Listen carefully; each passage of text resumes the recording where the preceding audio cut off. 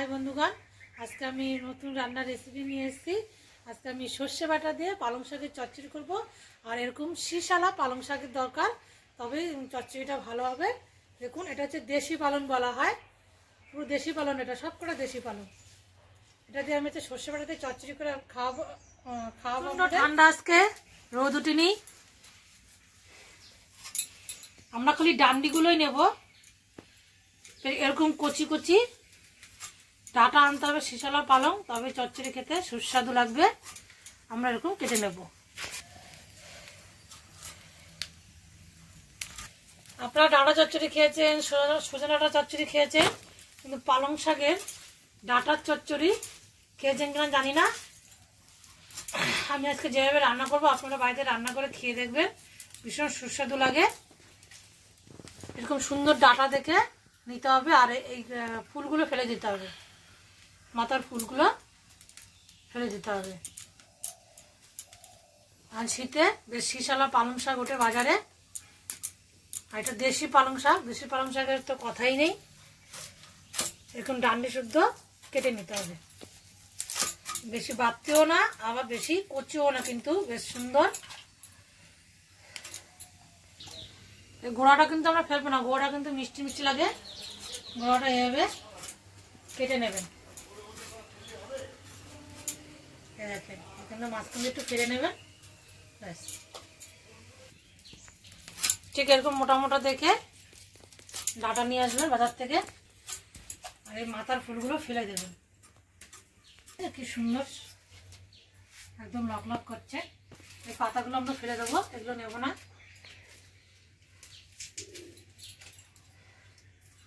মাথার ফুলটাও ফেলে দিলাম।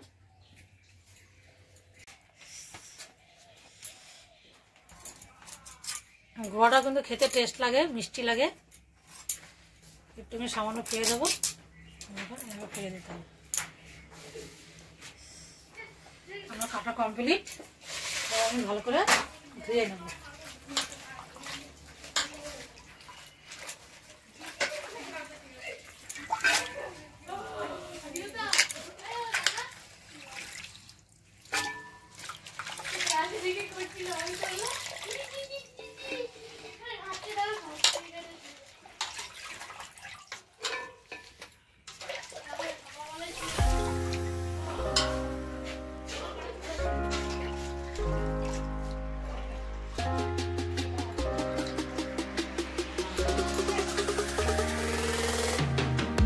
আমরা ডাঁটাগুলো ভালো করে সিদ্ধ করে নেব, লবণ দিয়ে দেবো,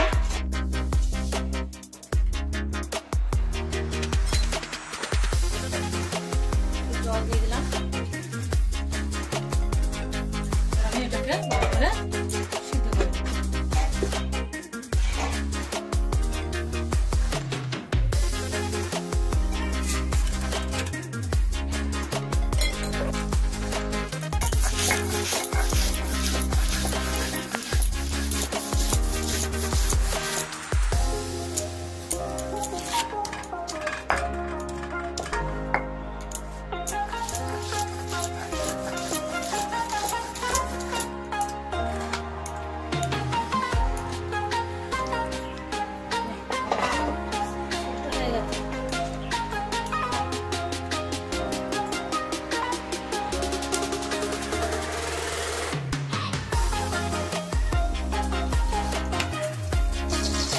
তেজপাতা শুকনো লঙ্কা দিয়ে দিলাম,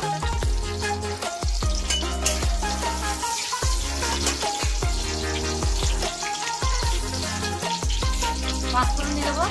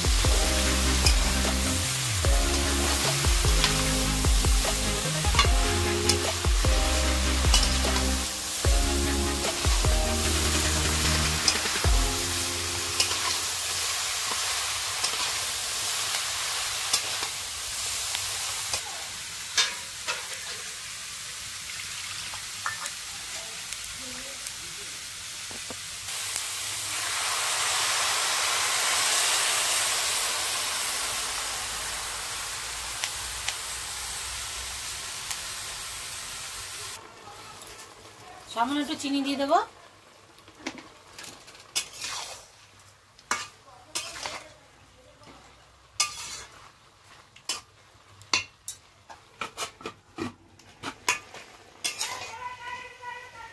আর একটু ঝোল শুকাবে।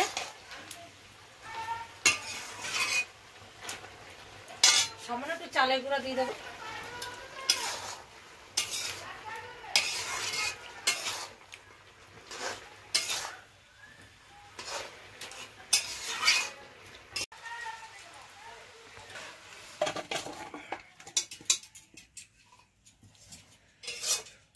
এভাবে আপনারাও বাড়িতে করে খাবেন, সর্ষে বাটা দিয়ে পালং শাকের চচ্চড়ি। কমপ্লিট রান্না।